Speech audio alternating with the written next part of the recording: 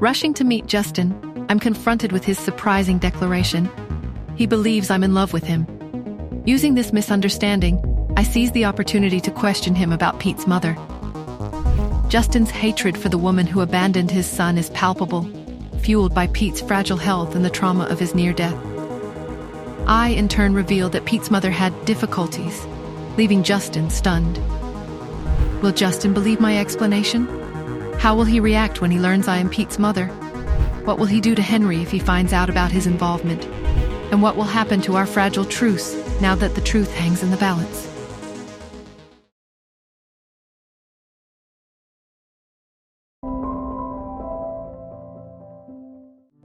The private room was thick with unspoken tension. Justin's gaze, sharp and probing, bore into me. "What kind of difficulties?" he asked, his voice low and insistent. I hesitated, my mind racing. I couldn't fully decipher his intentions, and I knew I had to tread carefully. Justin could be unpredictable, domineering. I couldn't risk revealing too much, too soon.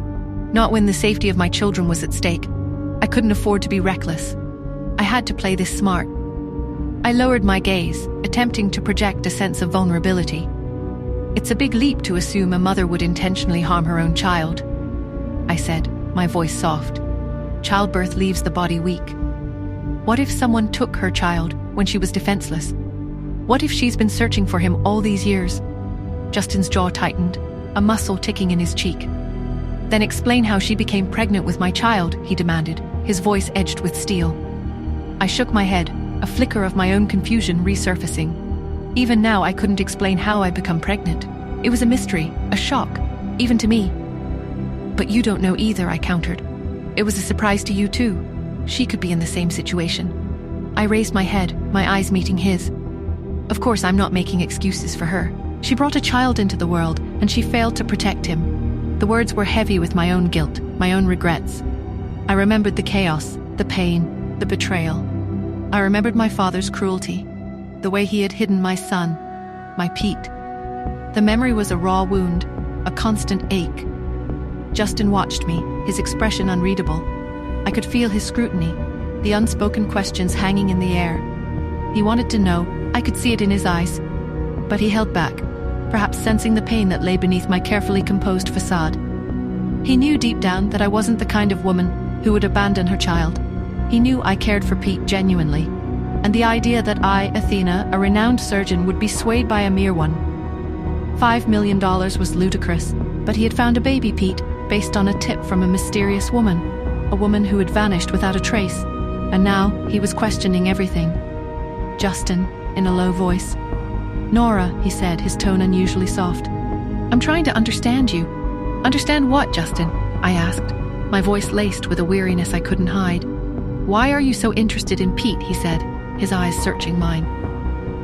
"Why you care so much, it's like you're already a mother to him." I hesitated, my gaze locking with his. "Because I do," I replied, my voice firm. "Because he's a child, and he deserves to be loved and protected. Like your own child," he said, his voice barely a whisper. "And because, if you were to become a part of this family, I would accept Cherry as my own. I would treat her as my daughter." I stared at him, surprised by the sincerity in his voice. "Justin," I began, but I couldn't find the words. "I know," he said, his voice softening. "I know things are complicated, but I see how Pete responds to you. I see how you are with him. And I see how you are with Cherry." I felt a strange warmth spread through me, a sense of connection that I hadn't expected. "Justin." I tried again, but the words still wouldn't come. "Just think about it," he said, his voice low. "Just consider it." Before I could respond, his phone rang, a sharp, insistent tone that cut through the silence. He glanced at the screen, his expression hardening. "It's Lawrence," he said, his voice tight. "Something's happened." He answered the call, his voice low and urgent. "What is it, Lawrence? What's going on?" I watched him, my heart pounding in my chest, a sense of dread creeping over me. Whatever Lawrence was saying, it was serious. Justin's eyes narrowed, his jaw clenched. He excused himself and left. Later, in the quiet of Pete's room, Cherry and Pete sat on the floor, surrounded by toys. They were deep in conversation, their voices hushed and serious.